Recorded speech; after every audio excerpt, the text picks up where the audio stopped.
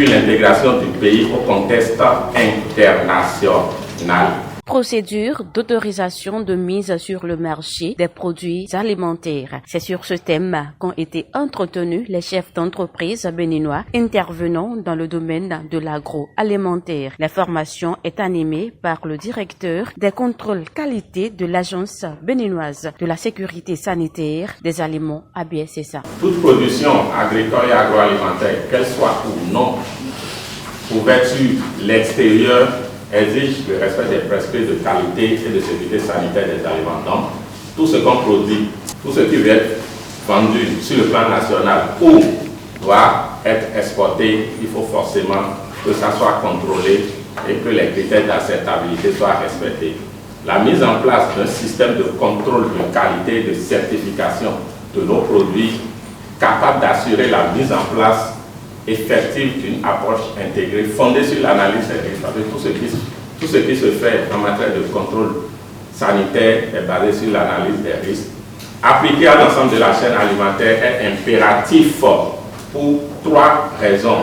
La protection de la santé de nous tous qui sommes consommateurs, la conquête des marchés de nos produits et puis l'intégration du pays au contexte international. Fruit d'un partenariat entre la CCI Bénin et la BSSA, la formation a pour but d'éclairer les opérateurs agroalimentaires sur le processus d'obtention d'agréments sanitaires de production, d'attestation d'enregistrement et l'autorisation de mise sur le marché des produits. Le Bénin a mené un certain nombre d'actions pour garantir la santé du consommateur. En première position, il y a eu la création de l'ABSSA. Il y a la création du laboratoire central de contrôle de la sécurité sanitaire des aliments, également la création des directions départementales de l'agriculture, de l'élevage et de la pêche. Je mets l'accent sur ça. Celui qui est à Malanville n'a pas besoin de venir à la BSSA avant d'enclencher son processus. L'opérateur qui se trouve quelque part au Bénin peut se rapprocher des directions départementales de l'agriculture, de l'élevage et de la pêche de la localité du département concerné. Les dispositions sont déjà prises à cet effet. Une formation qui vient à point nommé à ces entrepreneurs qui ne sont nécessairement pas bien informés sur les dispositions légales et les différentes réformes qui ont été effectuées sur le sujet. La bonne information qu'on a eue, moi que j'ai eue, c'est que les coûts ont été réduits, les tracasseries ne sont plus les mêmes comme au départ et la nouvelle équipe de l'ABSA, je leur dis bravo pour ce qu'ils font et nous attendons encore beaucoup d'eux.